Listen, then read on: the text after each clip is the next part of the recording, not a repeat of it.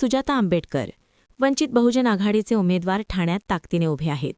कचऱ्याचे प्रश्न, पाण्याचे प्रश्न, आरोग्याचे प्रश्न, शिक्षणाचे प्रश्न या 4 महत्त्वाचे मुद्दे घेऊन वंचित बहुजन आघाडीचे उमेदवार प्रचार करताना दिसत आहेत. लोकांचे प्रश्न घेऊन उमेदवार पोहोचले, त्यामुळे लोकांचे चांगला प्रतिसाद मिळत आहे. सध्या वंचितचा कल देखील इथे मोठ्या प्रमाणात बघायला मिळतो.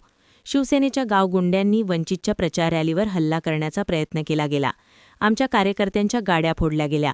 प्रचाराच्या रिक्षावरचे बॅनर देखील पाडले. परीक्षा देखील फोडण्याचा प्रयत्न केला. इलेक्शन कमिशनरवर पोलिसांना प्रश्न विचारते की तुमच्यावर दबाव आहे का? तुमच्यावर जर दबाव असेल तर स्पष्टपणे सांगा, आम्ही तुम्हाला मदत करू. या निवडणुका निष्पक्षपणे होऊ द्या. जर इथे लॉ अँड ऑर्डरचा प्रश्न निर्माण झाला तर निवडणुकांमध्ये डेमोक्रेसीमध्ये मोठी धोक्याची घंटा वाजेल. हे मी खूप वाईट पद्धतीने बघतो. जेव्हा कोणी बिनविरोध निवडून येतो याचा अर्थ असा होतो की तिथे निवडणूक झाली नाही.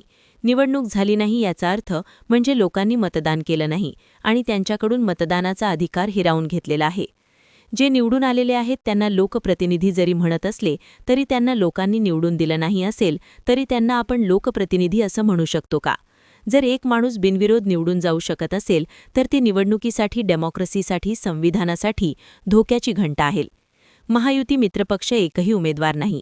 हे खूप चुकीचं झालं आहे. जेव्हापासून महानगरपालिकेच्या निवडणुका डिक्लेअर झाल्यात, कोणतरी भाजपाचा माणूस रडतोय, कोणीतरी भाजपाचा माणूस कोपऱ्यात बसलाय, कोणतरी शिंदे गटाचा आमदारांच्या गाड्या उठवतोय, कोणतरी माणूस गळफास करायला निघालाय. परवा औरंगाबाद शहरामध्ये माजी खासदाराला त्यांच्याच कार्यकर्त्यांनी फोडून काढलं, कारण तिकीट दिलं नाही.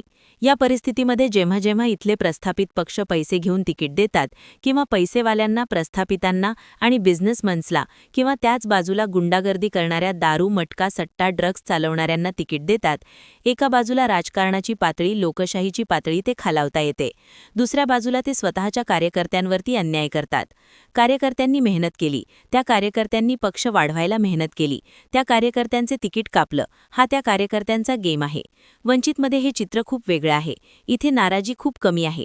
नाराज लोक कमी दिसतात आणि मोठे प्रमाणात ज्यांनी तिकीट मिळाले नाही ते सुद्धा उमेदवाराचा प्रचार करायला मिळतात, कारण हा तळागाळातला एकनिष्ठ कार्यकर्त्याचा पक्ष आहे.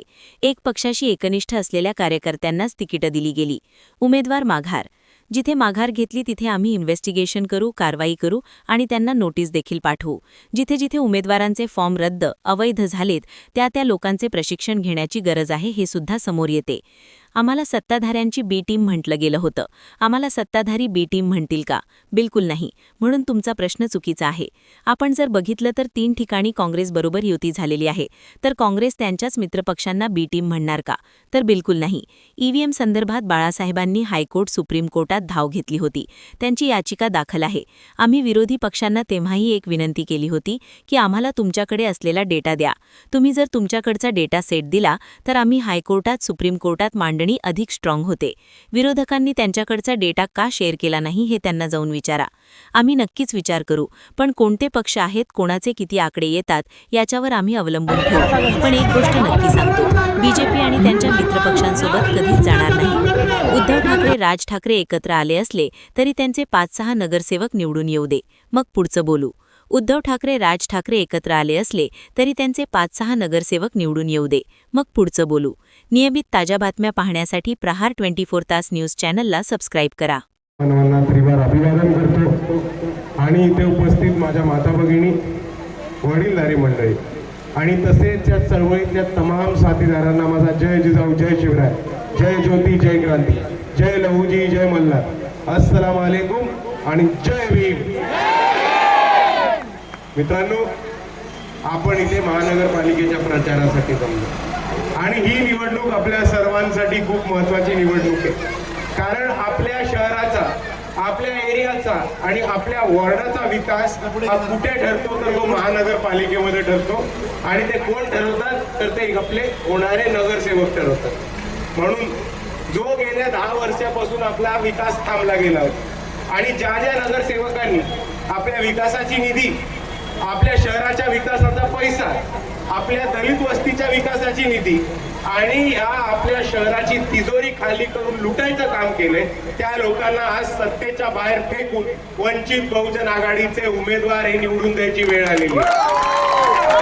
आणि म्हणून मी आपल्या सर्वांना एवढी विनंती करतो की या निवडणुकीमध्ये पुढे मागे न बघता आपण सर्वांनी आपल्या हक्काच्या, आपल्या कामाच्या आणि आपल्या सर्वांसाठी लढणाऱ्या उमेदवारांना जास्तीत जास्त मताने निवडून द्या, ही आपल्या सर्वांना मी विनंती करतो.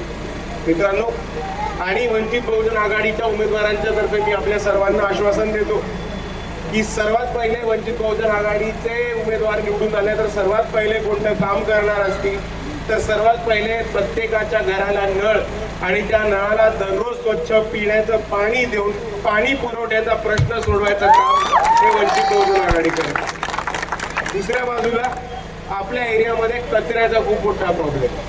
बाहेरगावचा कचरा येऊन ठाण्यामध्ये डंप केला जातो. आपल्या इकडे एकही डम्पिंग ग्राउंड नाही. वंचित बहुजन आघाडीचे उमेदवार निवडून आल्यानंतर ठाण्यामध्ये एक बायोडिग्रेडेबल डम्पिंग ग्राउंड बनवून डम्पिंगचा प्रश्न आणि कचऱ्याचा प्रश्न हे कायमस्वरूपी सोडवण्याचं काम वंचित बहुजन आघाडी नक्की करेल. आणि त्याचबरोबर आपल्या वॉर्डामध्ये प्रत्येक वॉर्डामध्ये एक आरोग्य केंद्र आणि डिस्पेन्सरी चालू करून आरोग्य सेवा चालू करून महानगरपालिकेची जी शाळेची परिस्थिती रखडलेली आहे त्या शाळेचं डेव्हलपमेंट करून तिकडे सोय सुविधा उपलब्ध करून महानगरपालिकेच्या शाळांमध्ये प्रायव्हेटमध्ये मिळतं त्या दर्जाचं मोफत इंग्लिशमध्ये शिक्षण हे आपल्या लेकरा बाळांना देण्याचं काम वंचित बहुजन आघाडी करणार आहे. मित्रांनो, आज वंचित पूर्ण ताकदीने उभे आणि वंचितचे दोन्हीही उद्या जिंकून येणारे नगरसेवक उमेदवार तुमच्या डोळ्यासमोर उभे. पण या परिस्थितीमध्ये आपल्या समोरचे जी लोक आहेत त्यांना आपण पुढे गेलेलो दिसत नाही. त्यांना आपण पुढे गेलेलो त्यांच्या